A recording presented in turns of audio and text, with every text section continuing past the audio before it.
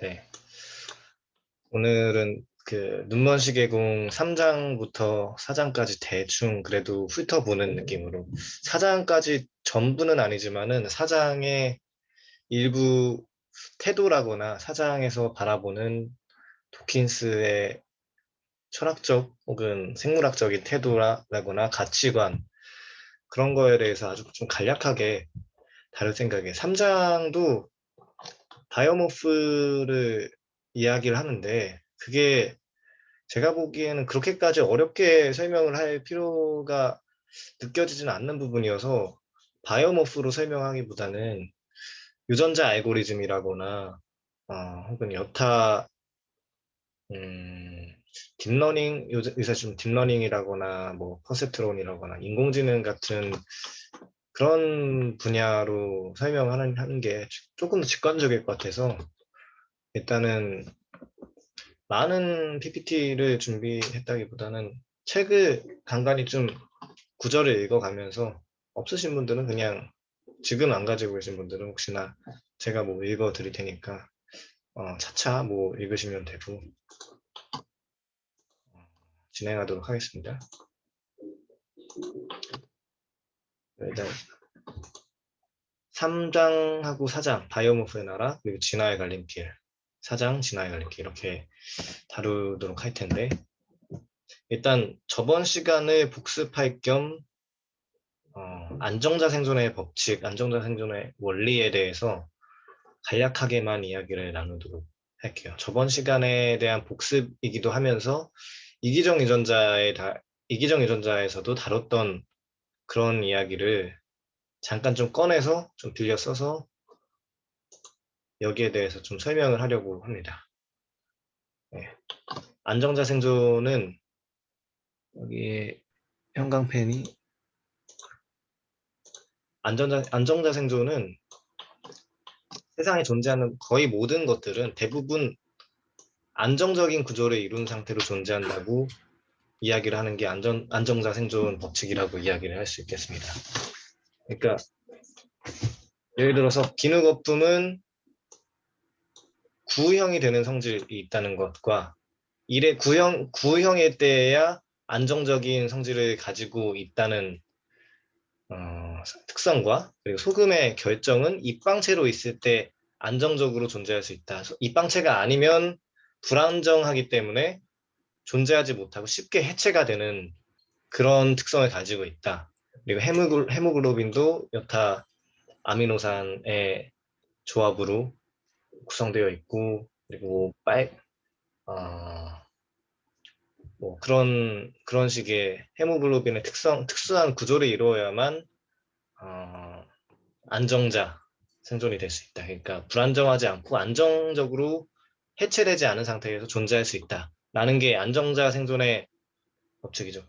특히 또 고등학교 때, 중고등학교 때 화학 조금이라도 공부했거나 혹은 전공을 하시거나 그래도 기억에 조금이라도 또 남으시는 분들은 옥텟 규칙에 대해서도 좀 생각을 해볼 수도 있겠죠. 어떤 최외각 전자가 잘 모르셨을 텐데 어떤 원자의 최외각 전자가 보통 8개 정도 존재할 때 안정적인 수준을 안정적인 그 원자의 상태를 가질 수 있다. 뭐 이런 게 안정자 생존 법칙이라고 할 수 있겠어요.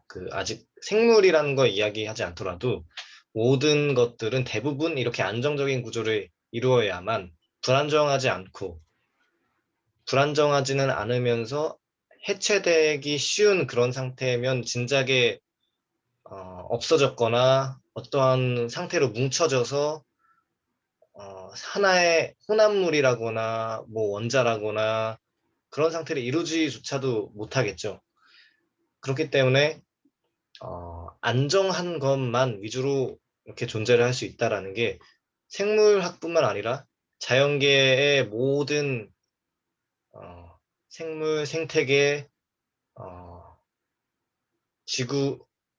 지구에 대한 지리학 그리고 천체 물리학 그런 모든 것들을 다 암석학 그런 것들을 다 포함해서 안정한 것들만 살아남을 수 있다라는 것이 안정자 생존의 법칙이라고 이야기를 할 수 있어요. 이게 지구상에 생물이 출현하기 이전에 일반적인 물리화학적 과정을 통해서 초보적인 수준의 진화를 거쳤다라는 것이 안정자 생존의 법칙이죠. 생물 나오기 전부터도 일반적으로 적용되는 진화의 법칙이다라는 것이 안정자 생존 법칙입니다.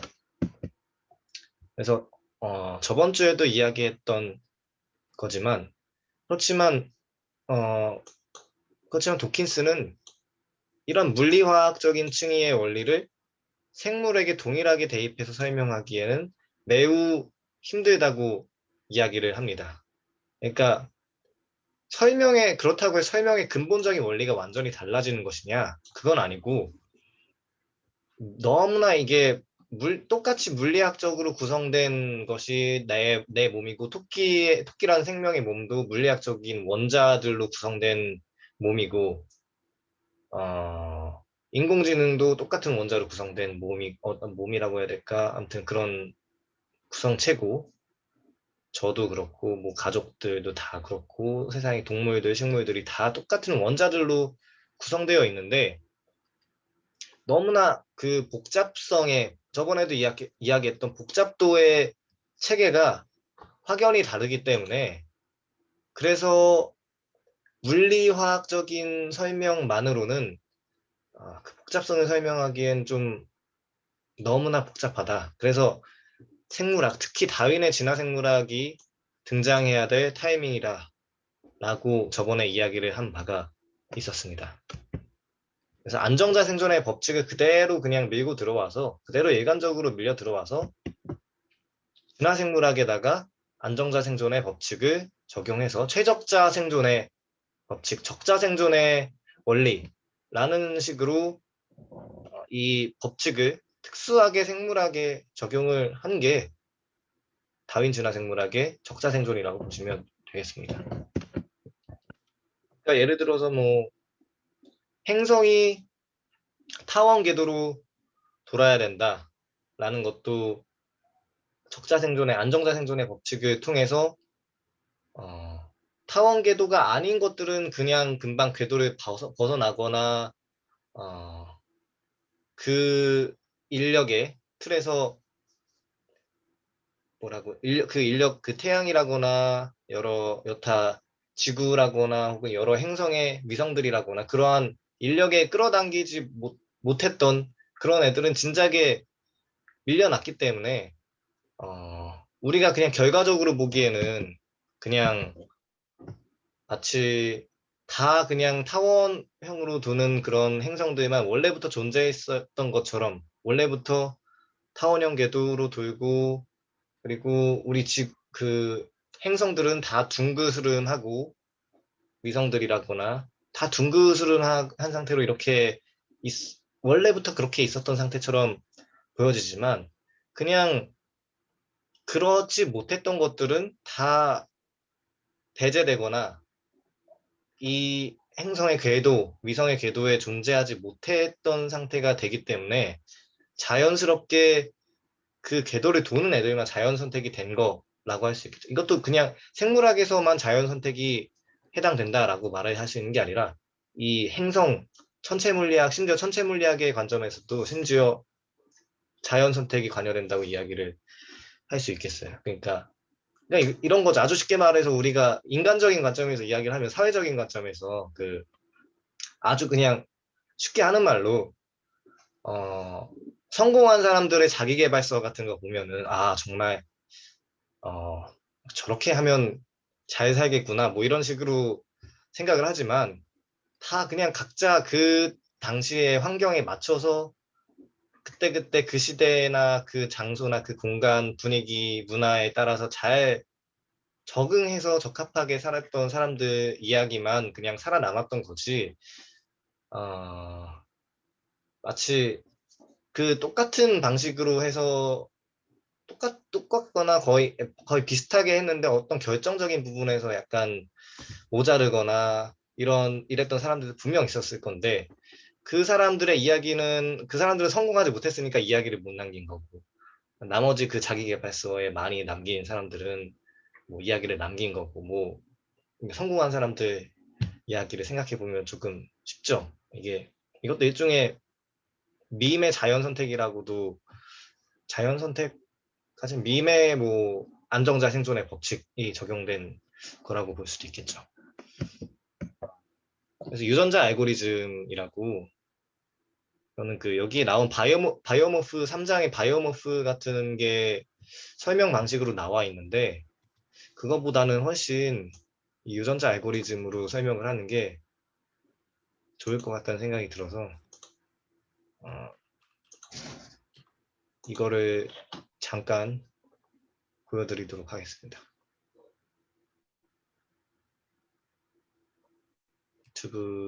유튜브로 아니, 이 유전자 알고리즘이 보시면 알겠지만 먼저 설명을 드리자면 트는 동안 이게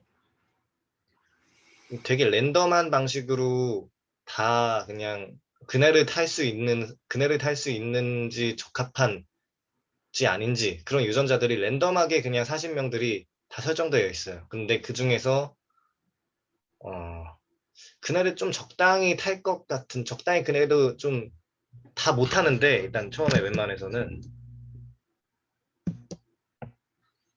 웬만해서는 다 못하는데 그 중에서 그래도 얘가 그래도 그네를 타는 거에 비스무리하게 가깝게 탄다 싶은 애들만 이렇게 골라서 걔네들끼리 교배를 시키고 걔네들끼리 유전자를 교배를 시키고 더 유전자가 그네를 타기에 적합한 유전자들끼리 교배를 시킨 이후로 몇 세대가 걸친 다음에 그네를 좀 엄청 잘 타는 거의 좀 잘 탄다고 할 수 있을 정도로 유전자가 형성되는 그런 알고리즘이 있는데 그걸 좀 잠깐 좀 공유를 하겠습니다. 이제 좀 어,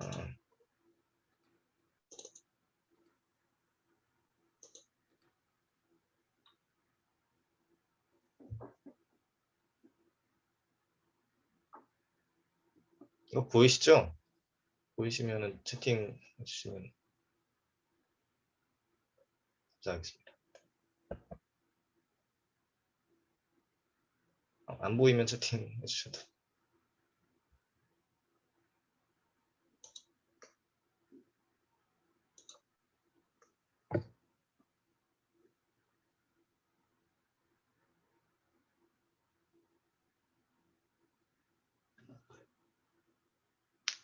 되게 이게 기괴해서 기억에 더 잘 남을 것 같아서 일부러 이 컨텐츠를 좀 가져왔습니다. 좀 기괴해 보여서 기억에 없어지기가 쉽지 않을 거예요. 잊어버리기가 쉽지 않을 겁니다.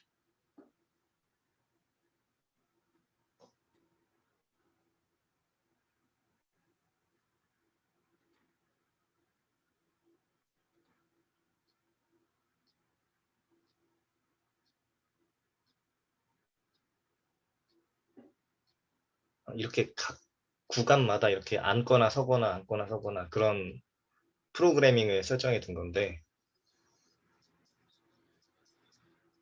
적당한 타이밍에 서거나 적당한 타이밍에 앉거나 그런 것들이 있어야 되는데 일단 다 랜덤으로 설정을 해둬서 다 기괴하게 그네를 거의 다 못하죠 지금은. 일단 1세대예요 이게. 랜덤하게 했었던. 그래도 그나마 좀 가까웠던 4명을 다음 세대에 그대로 넣고 4명의 자식, 4명의 자식이라고 하지만 4명의 유전자들을 랜덤하게 이렇게 교차나 돌연변이로 좀 넣게 거의 현실 생물학에 좀 가깝게 프로그래밍을 한 거죠.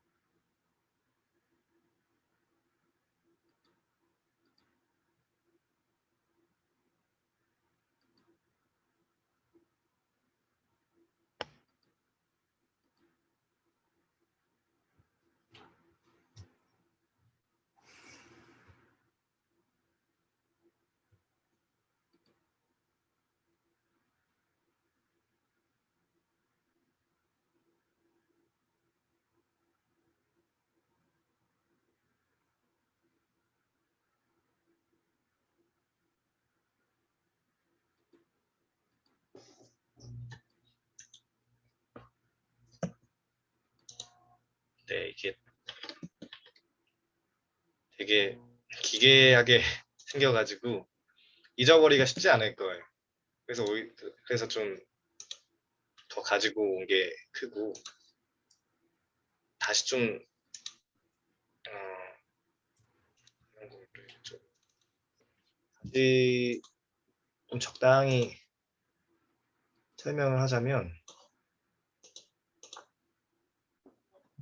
이게 도킨스가 책에서 바이오모프니 뭐 여러 프로그래밍이니 이런 얘기하면 9차원 공간 뭐 이런 얘기도 하면서 좀 수학적으로 어려운 이야기를 3장에서 한 적이 있긴 한데 그거 그렇게 설명하는 것보다 일단 직관적으로 이 유전자 알고리즘으로 이해하는 게 훨씬 더 쉬워 보이고 이게 그 원숭이가 셰익스피어의 소설을 다 쓸 수 있을까? 셰익스피어의 대사를 칠 수 있을까?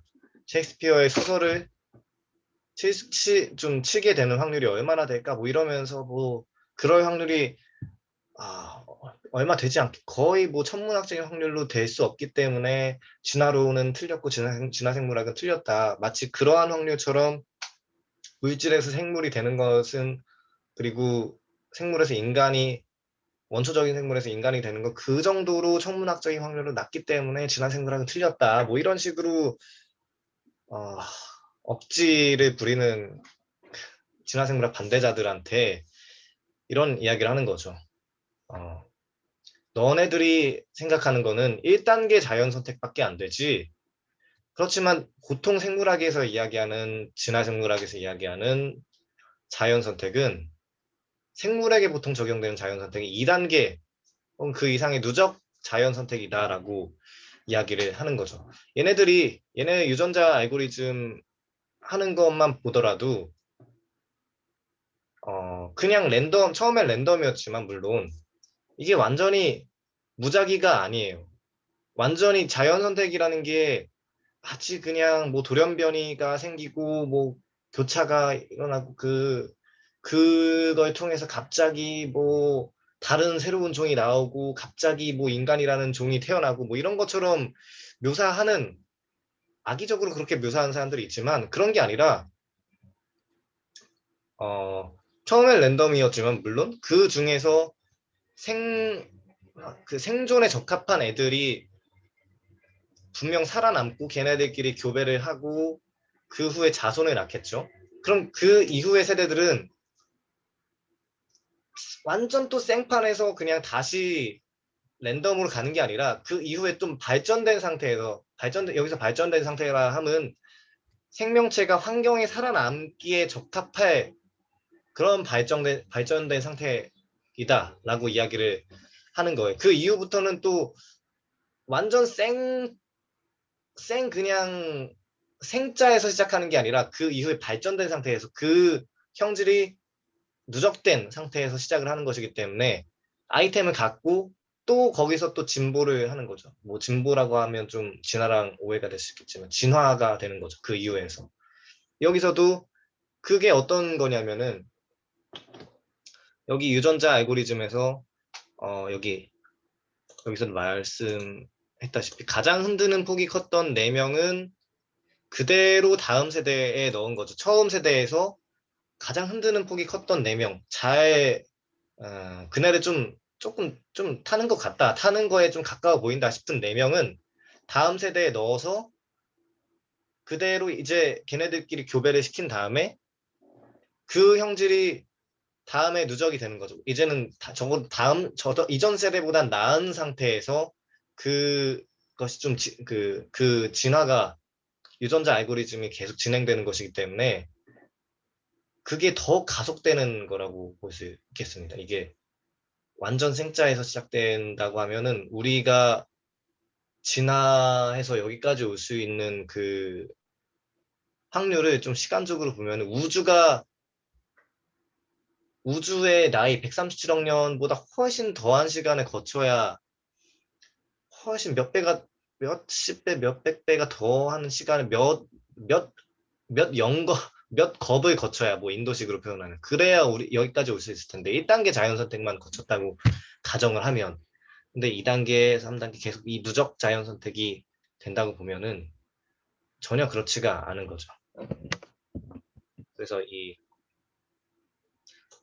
단순 이제 물리화학적 층위의 원리를 이제 뛰어넘어서 이제 진화생물학적인 어떻게 유전이 되고 그 형질이 교배가 되면서 어떻게 그것이 누적이 되고 그런 것들을 더 생각을 한 상태에서 이 유전자, 이 진화를 설명을 하고 이해를 해야 훨씬 더 많은 것들이 좀 설명이 된다는 거예요. 예를 들어 칵테일 같은 걸로 설명을 해도 그냥 우주에 떠도는 원자들 같은 게 원자들 혹은 뭐 물질들 같은 거 그냥 아무렇게나 뭐 막 예를 들어 신이 존재한다고 했을 때 가정에서 우주가 혹은 힘이 엄청 센 그런 사람이 존재한다고 해서 우주나 지구의 모든 물질들을 그냥 무작위로 막 흔들어요. 칵테일 흔들듯이. 그렇다고 해서 우리 인간이 나올 수 있는 확률은 거의 없겠죠. 생물이 나온다거나. 그렇지 않겠, 그렇게 그냥 나오겠지 싶은 게 1단계 자연 선택이고, 칵테일이 속다가 좀 그나마, 뭔가 칵테일을 한번 섞다가 안 나오면 또 다시 완전 랜덤한 칵테일 또 그냥 돌리고, 또 안 되다가 그러면 또 다시 완전 독립 사건인 그런 칵테일을 또 휘젓고, 그런 게 아니라 칵테일을 그냥 섞다가, 이게 좀 그럴듯한, 조금 그나마 좀 안정적인 게 나오네. 그러면은 걔네들을 또 저장을 시킨 다음에 그 형질을 누적시키고, 걔네들끼리만 나머지는 도태됐을 테니까, 생명이든 아니든지 아무튼 자연 선택에 서 도태됐을 테니까, 나머지 안정적이지 못한 것들은 내버려 두고 그 씨는 이제 조금 그나마 안정적인 것들 위주로 칵테일을 섞겠죠. 그러다가 조금 안정적인 게 나오네. 그러면 이제 걔네들끼리만 이제 선택을 하고 더 조금씩 더 안정적인 준안정적인 형태로 계속 진입을 하고 그 복잡성이나 정교함이라는 게 훨씬 더 빠르게 가속되는 형태로 여기서도 40세대인가 22세대인가 그 정도의 세대만 거쳤는데도 굉장히 우리가 원하는 목표에 물론 실제 생물이나 생태계라거나 그런 환경에서는 정해진 목적이라는 건 없지만 그네를 잘 타야 된다라는 정해진 목적은 없지만 아무튼 간에 이런 목적을 잘 생존에 적합함이라는 목적 그게 목적이라고 한다면 그게 좀 아무래도 몇십 세대 그렇게 거치지 않고 충분히 잘 좋은 형질을 뽑아낼 수 있겠다라는 게 유전자 알고리즘 혹은 누적 자연 선택설이라는 게 보장하는 원리라고 할 수 있겠는 거죠. 혹시 여기서 뭐 이해가 안 되시는 게 있으면 언제든지 말씀을 해주셔도 감사하겠고 그래서 3장은 그냥 그런 내용으로 가득 차 있는 게 3장입니다. 이게 그렇게 많은 것들이 아니라 이 바이오모프의 나라 3장은 그냥 그런 내용인데 약간 차원 개념 가끔씩 좀 그렇게 설명에 꼭 필요하지 않은 차원 개념이라거나 약간 수학적 개념이 좀 들어가기도 해서 그거 위주로 설명하기보다는 유전자 알고리즘으로 설명하는 게 훨씬 더 좋을 것 같아서 3장은 거의 그냥 이 내용이고 어떻게 자연 선택이 여기까지 오게 만들었냐 확률적으로 전문학적으로 너무나 낮을 텐데 라는 오해를 좀 불식시키기 위한 장이라고 볼 수 있겠어요. 이론적으로 충분히 가능하다라는 걸 보여주는 장이죠. 왜냐? 누적 자연 선택설로 충분히 가능하다라는 겁니다. 사장은 오늘은 좀 어떤 도킨스가 사장 진화의 갈림길에서 생물학이나 혹은 철학적으로나 가지고 있는 태도, 가치관에 대해서 좀 간략하게 이야기를 나누고 책의 몇몇 구절들을 좀 살펴보거나 읽거나 하는 방식으로 그리고 질의응답 위주로 이야기를 하려고 합니다. 그렇게 내용이나 정보가 그렇게 많거나 한 건 아니어서 좀 핵심 위주로만 이야기를 담았습니다. 제가 왜 이 태극의 음양을 가져왔냐면 제가 뭐 국뽕이어서라거나 뭐 소위 환빠여서 이 태극 무늬를 가지고 온 게 아니라 점진주의 진화론을 좀 상징적으로 보여줄 수 있는 그런 문양이라는 생각이 들어서 가져왔어요. 이게 일단 제가 왜 이 태극 무늬를 가져왔을까? 라는 그런 궁금증을 좀 속에 가지고 계시면서 나중에 다시 이 태극 문양을 잠깐 또 돌아오도록 하겠습니다. 여기로. 이것도 그냥 제가 작년 5월 달쯤에 비가 개인 뒤에 비구름이 있고 비구름이 아닌 그 사이 공간, 거의 사이 공간, 그 사이 위치에서 찍은 건데 이것도 제가 왜 찍었을지, 왜 이걸 공유했을지에 대해서 한번 아까 그 태극 음양 무늬와 연관 지으면서 생각해 봐도 좋을 것 같습니다. 일단 사장 진화의 갈림길에서 그리고 지금까지 우리가 1, 2, 3, 4장까지 읽으면서 그리고 그걸 리뷰하면서 어느 정도 생각해 볼 수 있는 다윈 진화 생물학의 철학적 함의를 좀 가져왔어요. 사실 이거는 뭐 저번 셈이나 저번 감정은 어떻게 만들어지는가, 뇌와 내부 세계 이런 데에서도 많이 언급하고 싶었던 이야기이긴 하지만 시간이 그렇게 이거를 정리해서 말하기엔 그렇게 많진 않았어가지고 여의치 않았어서 하진 않았는데, 근데 딱 오늘 주제가 이것과 연관되는 주제여서 이거를 좀 제가 예전에 썼던 글이거든요. 다른 사람한테 왜 다윈 진화생물학이 어떤 사상사적, 철학적인 함의를 가지고 있을까요? 라고 저한테 물은 분이 계셨거든요. 그래서 저는 어떻게 답했냐? 이렇게 답을 한 거죠. 일단 다윈의 관점에서 본 존재론과 형이상학에는 시간성과 역사성이 필수적으로 요구됩니다. 원래부터 그러하게 무시간적으로 존재해온 본질이나 플라톤의 이데야 같은, 플라톤주의 같은 것들이 오히려 이상해진 것입니다. 살아있는 생명을 포함한 대부분의 존재자들은 정말 오랜 시간 동안, 시간성이죠. 오랜 시간 동안 자연 선택의 과정을 거쳐서 깎아지고 다듬어져서 지금처럼 만들어진 것입니다. 불안정한 것들은 배제되고 안정적인 것들만 살아남게 되는 안정자 생존의 법칙의 작용을 받은 것입니다. 그래서 이는 제가 아까도 말씀드렸던 것처럼 생물학뿐만 아니라 생물학의 뭐 적자생존이니 뭐 자연선택이니 이런 식으로만 진화생물학으로만 적용되는 게 아니라 이러한 진화론은 화학적 옥택규칙 등이라거나 그리고 물리학적인 존재자들에 대해서도 일괄적으로 당연하게 적용되는 법칙이라고 할 수 있겠습니다. 이 데닛이라는 제가 많이 존경하기도 하는 그런 철학자는 만능산으로서의 진화론이라고 이야기를 하죠. 만능산, 뭐든지 녹일 수 있는 그런 산성, 엄청나게 강력한 산성, 뭐든지 녹여내서 어떤 학문이거나 어떤 이론이든지 녹여내서 다인 진화생물학의 틀로 융합할 수 있는, 통섭할 수 있는 그런 강력한 체계다. 아주 단순하면서도. 생각해보면 이만큼 단순한 과학 이론이 그렇게 많지 않아요. 너무나 불안정한 것들은 당연히 배제되겠고 안정적인 것들만 당연히 살아남겠지.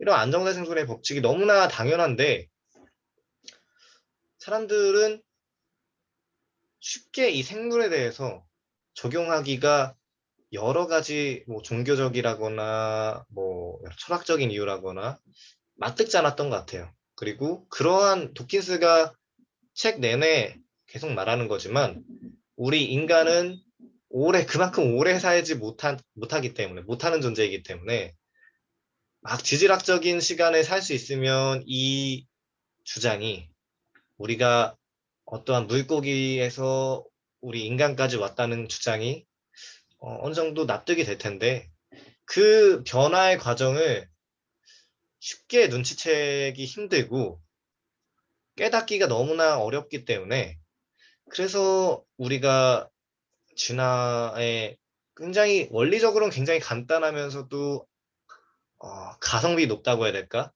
설명에 좀 단순하면서도 설명할 수 있는 폭이 넓은 아주 쉬우면서도 그런 이론이지만 우리가 받아들이지 못하는 심적인 이유가 오랜 시간 동안 받아들이지 못했던 심적인 이유가 바로 그런 것이 아닐까라는 이야기를 하는 거죠. 그리고 뭐 일단 시간성이라는 게 가장 중요하다라고 이야기를 할 수 있겠고 원래부터 그냥 그렇게 존재했던 본질, 플라톤주의, 이데아 뭐 이런 것보다도 우리는 원래부터 그렇게 존재했었던 게 아니라 다 이렇게 시간의 흐름을 거쳐서 구성적으로 이렇게 구성주의적으로 존재하게 된 것이다. 역사가 있기 때문에 우리가 존재하게 된 것이다. 아주 장구한 역사가 있기 때문에. 그런 이야기를 다인 진화생물학에서 많이 이야기를 합니다. 많이? 뭐 그렇죠. 많은 그런 통찰을 철학적 함의를 가지고 있다고 볼 수 있겠습니다. 그리고 두 번째 철학적 함의라고 할 수 있는 거는 꽤나 많은 존재자들 사이의 구분이 이분법적이라기보다는 꽤나 연속적인 선상에 놓여 있다는 사실을 진화생물학이 알게 해준다고 할 수 있죠. 물론 주요적인 진화 이론에서 이야기를 하는 걸 말합니다. 뭐 굴드 같은 스티븐 제이 굴드 같은 사람들은 단속 평형설을 이야기를 하면서 그렇게 진화라는 게 그렇게 연속적이지 않다 이런 이야기를 하지만 물론 그것도 눈먼 시계공에서 10장인가 11장인가 그때부터 굴드를 겁나게 후들겨 팹니다. 이건 그렇게 적절한 이론이 아니다 이러면서 후들겨 패죠 도킨스가. 그래서 적어도 주류적인 진화 이론에서는 생물들이 점진적인 진화의 과정을 거쳐서 지금의 모습을 이루어냈다고 이야기를 합니다.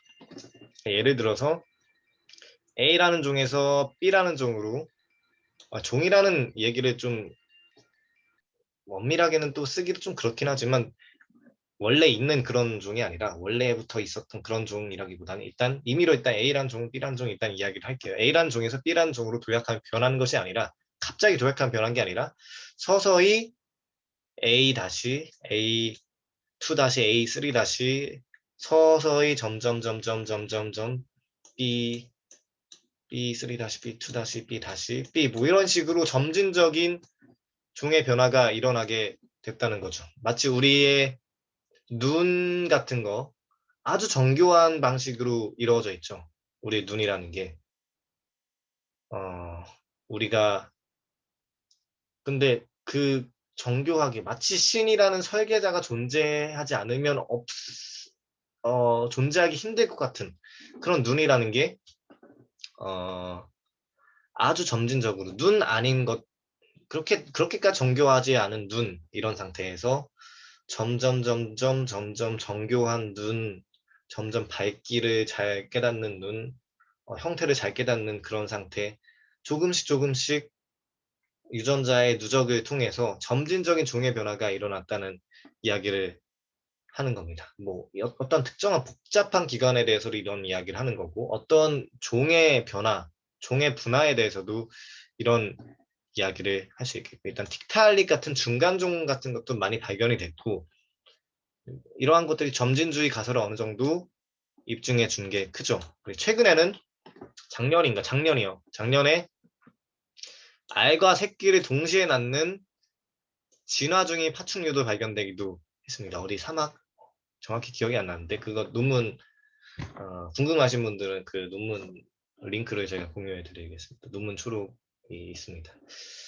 그러니까 아이가 진화 여기에 대해서 특수하게 진화 중인 파충류라고 이야기를 하긴 했지만 사실 모든 것이 지금 다 진화 중인 거예요. 우리도 다 진화 중이고 어떠한 좀 큰 틀에서 봤을 때는 안정적인 존재들은 살아남고 불안정한 것들은 이렇게 배제되는 방식을 통해서 공동체라는 것도 그러한 방식으로 유지되었다고 말을 할 수 있겠고 어떤 생태계라는 것도 그러한 방식으로 유지되면서 심각하게 그 균형이 깨지면 그 지역의 생태계는 심각하게 복구가 힘들 정도로 깨지게 되거나 뭐 이런 상태가 될 수도 있겠고 뭐 그런 불안정하게 되기 때문에 그 생태계는 완전히까지 아니겠지만 꽤 많이 배제되겠죠. 존재의 영역에서. 그런 식으로 이런 철학적 함의를 가지고 있다고 볼 수 있겠습니다. 그래서 이 다윈 진화생물학의 철학적 함의를 좀 종합적으로 이야기를 하자면, 두 번째, 아무튼 다윈의 진화론은 우리의 이분법적 관점의 한계를 뛰어넘도록 많은 도움을 주었다고 할 수 있겠습니다. 그래서 대부분의 존재자들은 시간의 흐름에 따라 얼마든지 변할 수 있으며 그 사이에는 적지 않은 중간 정도로 가득 차 있다는 거. 이거는 1번과도 관련이 있는 다이니즘의 훌륭한 통찰이라고 볼 수 있겠습니다. 이거는 1번과 큰 관련이 있겠고, 이거는 2번과 큰 관련이 있다고 볼 수 있겠죠. 원래부터 그러하게 존재했다는 거. 제가 제일 싫어하는 말 중 하나가 쟤 원래 그래. 저 사람 원래 그런 거야. 그냥 신경 꺼. 뭐 이런, 그리고 이 제도, 이 정책 도대체 왜 이런 거예요? 그냥 저 문화가 도대체 왜 그런 거예요? 제가 저 문화를 왜 따라야 됩니까? 이런 이야기를 하면은, 그거 원래 그런 거예요. 원래 그냥 본질적으로 그냥 그렇게 정해져 있었던 거야. 뭐 이런 식으로 이야기를 하는 사람들 제가 제일 싫어하는데, 원래부터 그런 게 어디 있겠습니까? 그냥 제도라거나 문화라거나 그런 것도 시간의 흐름에 따라서 개선되고 알게 모르게 변화가 되고 어떠한 권력층의 편의에 맞게 입맛에 맞게 고쳐진 것도 분명히 있겠고, 그렇게 분명 변한 걸 텐데, 심지어 제도나 문화 같은 것도 그렇고, 심지어 생물학적인 존재 같은 것들도 시간의 흐름에 따라서 얼마든지 변하고 충분히 구성되어 있고, 우리가 이걸 알아채지 못하는 거는 아까도 말했다시피 도킨스가 말했던 것처럼 충분히 오래 살지 못하기 때문에, 마치 아인슈타인이 상대성 이론을 이야기할 때 사람들이 이 상대성 이론을 이해 못하느냐? 그건 당신이 빛만큼 거의 빛에 근접하게끔 빨라본 적이 없어서 그렇습니다. 뭐 이런 식의 생각처럼 이것도 마찬가지로 이렇게 많이 오래 지질학적으로 오래 살지 못했기 때문에, 아, 자연이 마치 인간의 눈으로 자연을 투사하니까 별로 안 변하는 것 같다. 사실 지질학적인 것뿐만 아니라 우리 꽃이 피고 지는 것도 언제 그렇게 폈나 싶은 순간들이 있잖아요. 봄철에 혹은 여름에 좀 꽃이 피고 지거나 할 때 언제 폈는지 모르는 순간에 뭔가 갑자기 핀 것 같고, 언제 졌는지 모르는 순간에 갑자기 진 것 같고, 이런 것처럼 느껴질 때가 있지만, 그거야 우리가 꽃을 면밀히 관찰하지 않았고 꽃에다가 충분한 사랑을 부여하지 않았기 때문에 몰랐지만, 어, 분명히 걔네들은 점진적으로 조금씩 엄청 힘을 주면서 꽃이 피는 과정이 있었는데, 우리가 그냥 그거를 무시하고 몰랐었던 거죠. 그걸 몰랐다고 해서 꽃은 그냥 갑자기 폈다 갑자기 지는구나 이렇게 생각이 될 수 있지만, 전혀 그렇지 않다라는 그런 이야기를 할 수 있겠습니다. 그리고 그 사이에 적지 않은, 그리고 생물들 사이에 그 사이에 적지 않은 중간 정도로 가득 차 있다는 거. 이것만으로도 많은 이야기를 할 수 있겠죠. 우리가 사이보그가 나오면 어떻게 됐냐, 뭐 이런 이야기를 뭐 할 때가 있지만, 사이보그, 어떻게 그런 사람 몸을 다 이렇게 로봇같이 개조한 그런 삶을 살 날이 분명히 올 것이다, 뭐 이런 이야기를 하지만, 저는 그 사람은 이런 점을 좀 간과하고 있다고 생각을 해요. 우리는 이미 충분히 사이보그다라는 거를 간과하고 있다고 생각을 합니다. 이미 우리가 안경을 쓰고 있거나 우리가 이 컴퓨터를 쓰고 있거나 어떤 핸드폰을 쓰고 있거나, 거기에다가 수많은 내 기억들을, 내 메모리들을, 정보들을 이렇게 저장을 하죠. 내 메모들을 저장하거나 글을 저장하거나 사진들을 저장하거나, 그걸 통해서 다시 기억을 나중에 상기할 일이 있으면 상기하고 뭐 이런 식으로 하는데, 우린 충분히 여기에다 기억을 다 양도하고 있고, 엄청난 양들의 엄청난 양의 기록들을 그런 식의 양도를 하고 있고, 그리고 우리는 눈 그리고 우리가 지금 영상으로 서로 이렇게 통신을 하고 있지만, 그거 그냥 눈이 확장되었다고 봐도 무방하죠. 그냥 우리의 눈이 굉장히 기술력을 얻어서 확장되어서 우리가 그냥 영상으로 보고 있다고 생각하기보다도 그냥 새로 또 다른 눈의 확장이 되어서 기계로 나에게 이식된 눈. 그리고 혹은 근데 그게 아니더라도 그냥 이 외부에 달린 눈이라고 봐도 굉장히 무방한 거죠. 이거 뭐 이런 얘기를 하면 한도 끝도 없겠지만 우린 충분히 이미 언제나 always already 사이보그였고 그리고 우리가 우리가 인간이다. 그리고 뭐 유인원과 구별되는 인간이다. 뭐 이런 이야기를 하지만 언제나 유인원이었고 언제나 인간이었고 그 사이에 본질적인 그런 구별이 있는 게 아니라 단순히 정치적인 결단 그냥 이 정도부터 그냥 이 화성 연대를 봤을 때 그냥 이 정도부터 그냥 인간이라고 보는 게 인간의 지능을 가진 그런 두개골의 크기 그 정도를 가졌던 그 화석을 봤을 때 그냥 이 정도 연대부터 그냥 인간이 발생했다고 치자 그냥 거의 그런 거거든요. 그러니까 어떤 본질적인 무언가 인간성이라는 게 딱 박혀져 있어서 그냥 이때부터 딱 갑자기 인간이 되었다 이런 게 아니라 어느 때부터 갑자기 딱 사이보그가 되었다 이런 게 아니라 그냥 그 연속선상에서 딱 있는데 무언가 구, 본질적인 구분이나 기준 같은 건 없고 그냥 옛날부터 사이보그였다 이런 옛날부터 유인원이었고 지금도 유인원이고 이런 이야기를 충분히 할 수 있겠다고 이야기를 어, 하겠습니다. 저는. 그래서 제가 이 태극의 음향을 가져온 이유는 그거예요. 이 중에도 이게 원래 그냥 완전히 음과 양이 있다고 했을 때 딱딱 이분법적으로 나눈다고 했다면 그냥 단순히 이렇게 오, 완전 직선을 제가 잘 그렸네. 완전 딱 이렇게 나뉘어지겠죠. 그냥 이쪽은 그냥 이쪽은 음이고 이쪽은 양이고 뭐 이런 식으로 나누었을 텐데 그렇지 않고 분명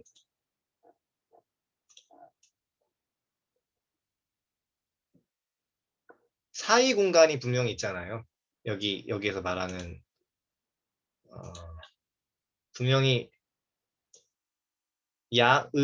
음이 양을 침범하고 양이 이렇게 음을 침범하고 그리고 중에 양이 있고 양 중에 음이 있고 뭐 이런 식으로 딱딱 이분법적으로 갈려져 있는 게 아니라 그리고 그러면서도 연속선상에 어떠한 중간종들이 가득 차 있다라는 음 중에도 양이 있고 양 중에 음이 있고 그런 중간종들이 가득 차 있고 하다는 점에서 굉장히 이 다인 진화생물학의 연속성, 점진주의 가설 같은 것들을 상징적으로 잘 드러내는 문양이라고 생각을 해서 가져왔습니다. 뭐 이거 가지고 뭐 경강구해식으로 옛 조상의 뭐 지혜니 뭐 이런 얘기를 하고 싶은 건 아니었고요. 뭐 그런 국뽕이라거나 그런 소위 한바 이런 얘기를 하려는 거 아니었고 무슨 얘기 하려는지 좀 아실 것 같습니다. 그리고 이것도 어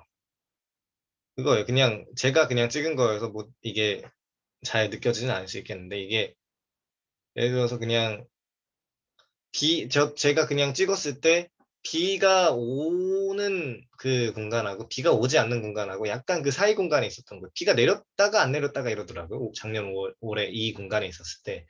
왜 그런가 싶어서 아주 하늘을 봤더니 비가 오다가 먹구름이 껴있는 그 공간하고 끼지 않은 공간 그 사이에 내가 있는 건가? 이게 뭐 확신이 든 건 아니었는데 왠지 그런 것 같다는 생각이 좀 들더라고요.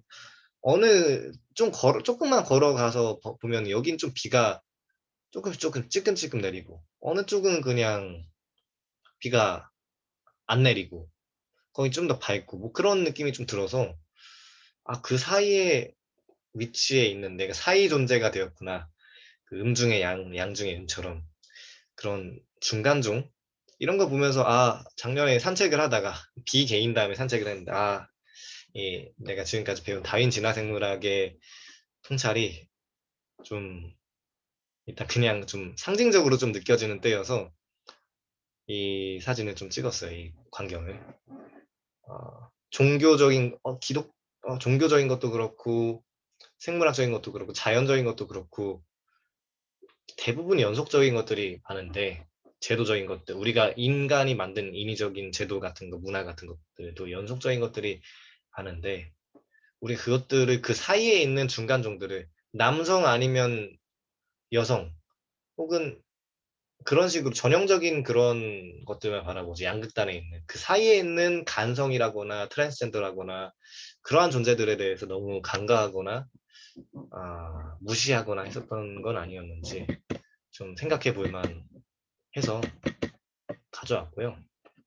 여기에서 말한 사장에서 말한 이게 제가 조금 여기서 좀 길게 PPT를 했지만 이걸 좀 길게 이야기한 이유는 이걸 좀 이 태도나 이 가치관을 잘 납득을 해야 사장의 점진주의 가설이 좀 감정적이라고 해야 될까? 좀 직관적으로 이해가 될 수 있는 그 자원이 좀 크기 때문에 이걸 좀 길게 설명을 했어요. 사장에서 기본적으로 가지고 있는 태도가 사장에서 기본적으로 이야기를 하는 게 점진주의 가설이기 때문에 그리고 거기에 대한 그 환원 불가능한 복잡성 같은 진화론 반대하는 사람들이 이야기를 하는 것이기 때문에 가져왔고 어, 그리고 이거 정도로 좀 마치고 이야기를 좀 논의를 좀 토론을 질의응답을 진행할 생각인데 홀로 있는 과학 이론은 없다라는 거죠. 여기서 사장에서도 이야기를 한 판구조론이라거나 뭐 비교 해부학이라거나 뭐 그런 것들을 봤을 때 진화생물학은 단순히 진화론이라는 건 단순히 뭐 생물학 하나만으로만 구성되어 있는 게 아니라 굉장히 여러 학문들, 여러 분과 학문들이 얽히고 설켜서 서로를 붙잡아주고 지지해주고 보완해주는 그런 역할을 하고 있거든요. 어느 하나가 픽 쓰러질 수가 없는 그런 구조인 거예요. 서로 스크럼을 짜고 얘가 서로 정합적이고 얘하고 얘가 서로 정합적이고 얘하고 얘가 일관적이고 그런 입장에서 서로 스크럼을 짜는 마치 시위대가 스크럼을 짜는 서로 버텨주는 그런 입장에서 서 있는 이론이 하나 쓰러지면 다 쓰러지거나 다 쓰러지지 않거나 뭐 그런 식으로밖에 될 수 없는 형태에 있단 말이죠. 그러니까 자세히 보자면 과학에서 다른 이론이나 방법의 도움 없이 어떤 이론이 그 자체로 홀로 서 있는 경우는 없다. 진화생물학은 또 어떠한가? 화석의 지질학적 연대에 대해서는 방사성 동위원소의 붕괴에 대한 핵물리학 이론에서 화석이 발견되는 지층의 순서와 성인과 하여서는 지질학에서 유전자 단위에서의 변이는 유전학, 분자생물학, 생화학 등에서 상동기관과 관련하여서는 해부학에서 생물체와 환경과의 관계에 대해서는 생태학에서 도움을 받고 있다. 진화생물학은 홀로 서 있는 체계가 아닌 것이다. 다른 과학이론이나 연구에 뒷받침을 받고 있다. 라는 게 허원기 선생님의 과학과 사이비과학의 구획기준 탐색이라는 석사학위 논문에서 제가 발췌를 한 거고 그리고 여기와 또 관련해서 키처라는 철학자의 논의가 있는데 그걸 허원기 선생님께서 인용을 논문에서 하신 걸 제가 재인용을 한 건데 똑같은 내용이에요. 한 가지 내가 강조하고자 하는 중요한 논지는 비록 창조론자들의 운동이 진화이론에 대한 공격으로 알려졌을지라도 사실 그것이 과학 전체를 겨냥하고 있다는 점이다. 진화생물학은 핵물리학, 천문학으로부터 분자생물학, 지질학 등에 이르기까지 다른 여러 과학 분야들과 뒤얽혀 있다. 진화생물학이 해체된다면 다른 과학에 속하는 근본적인 원리들도 제거되어야 할 것이다. 다른 모든 주요 과학 분야들이 창조론 법안에 부합되기 위해서 잘려나가야 더 정확하게 말하자면 훼손되어야 할 것이다. 더욱이 진화생물학의 방법들을 공격하는 과정에서 창조론자들은 실제로 과학 전반에서 사용되는 방법들을 비판하고 있다. 이것도 마찬가지로 아까 동일한 석사학위 논문에서 재인용을 한 부분입니다. 똑같은 거죠. 창조론이 맞다고 하기 위해서 어떤 생물학의 특성한 것들을 왜곡을 해서 받아들이게 된다면 그것만 겨냥하는 게 아니라 다른 수많은 유관 분야, 유관 과학 분야를 해체하게 되거나 잘려나가거나 정확히 말해서 훼손하게 되는 그런 결론을 낼 수밖에 없다라는 거죠. 여기서 말한 판구조론 대륙 이동설로 인해서 대규모 수렴 진화 같은 것들이 설명이 이렇게 지지가 되는데 그러한 것들 다 받아들이지 않고 다 받아들이지 않고 이거는 진화 생물학을 지지하기 때문에 받아들이지 않는다, 거부한다, 부인한다 이런 식으로 하나하나 다 거절하면은 과학 이론에 거의 남는 게 없을 겁니다. 그 사람은 그냥 정근대인으로 살아야 되는 꼴이겠죠. 그래서 여기까지가 사장의 그 사장에서 말한 기본적인 태도, 철학적인 가치관을 담고 있다고 이야기를 할 수 있겠어요. 아까 그 환원 불가능한 복잡성을 간단히 좀 언급을 하면 좋을 것 같은데, 어,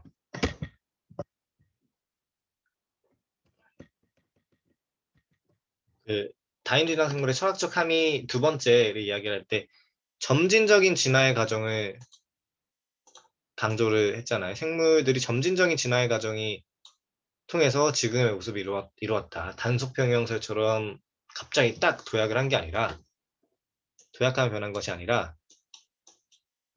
서서히 진화했다고 하는데 그러면 눈이라는 게 완전히 어, 시각이라는 게 완전히 그냥 딱 없었다가 이렇게 형성되는 게 아니라 점진적으로 눈이라는 게 만들어지. 귀라는 것도 청각이라는 것도 아주 원시적인 그 청력에서 서서히 고등한 수준의 귀까지, 고등한 수준의 청각 기관까지 만들어지고 허파라거나 그 미믹 같은 것들에 대해서도 이야기를 하거든요. 의태, 어, 나는 그 독뱀이 아닌데 독뱀의 색깔을 흉내내서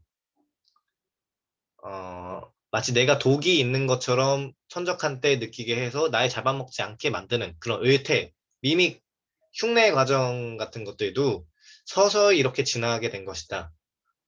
어, 그리고 자벌레 같은 것들, 대벌레 같은 것들, 그러한 것들도 서서히, 서서히 조금씩 눈을 속여서 다른 사람들의 눈을, 다른 천적들의 눈을, 기생충들의 눈을 속여서, 기생충들까지 아니고 천적들의 눈을 속여서 서서히 원래는 그냥 좀 이게 흉내 낸 거야 안 낸 거야 싶은 정도로 아주 어설프게 흉내를 낸 정도였는데 그게 서서히 어, 조금씩 조금씩 눈을 속일 수 있을 만큼의 적당한 수준으로 빠르게 진화를 해온 것이다 이런 이야기를 할 수 있는 거겠죠. 이런 이야기를 하는 거죠. 환원 불가능한 복잡성이라고 해서 그 중간 종이 어떻게 적응을 하고 그러면 그 자벌레 같은 것들은 완전히 그냥 나뭇가지 같이 잘 따라한 자벌레들은, 어, 뭐, 다른 천적들을 속일 수 있겠으나, 그럼 처음에 원시적인 혹은 중간에 약간 좀 어설픈 그런 것들은 어떻게 속이냐? 그런 것들을 언급하면서 환원 불가능한 복잡성, 이런 이야기를 하거든요. 그거는 너무 복잡해서 우리가 진화로, 어떤 점진적인 진화로 환원 불가능한 복잡성이야. 이런 이야기를 하는 말도 안 되는 사람들이 있는데, 지금도 심지어 창조과학 이런 거 이야기를 하면서 그런 이상한 주장하는 사람들이 되게 많아요. 그런 주장에 대해서 사장에서 굉장히 많은 예시를 들어요.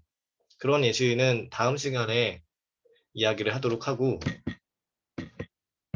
일단 이 철학적인 함의 같은 것들을 잘 이해하는 게 굉장히 중요하다고 생각을 했어요. 그걸 이해한 상태에서 이 다양한 사례들을 다루는 게 굉장히 이것뿐만 아니라 많은 다양한 이 세계에 있는 그리고 내 자아란 무엇인가, 내 존재란 무엇인가를 생각할 때에도 굉장히 좋은 굉장히 훌륭한 철학적 통찰이 될 수 있다고 생각을 해서 이거를 좀 시간을 좀 써서 정리를 한 게 있습니다. 정리를 하게 됐습니다.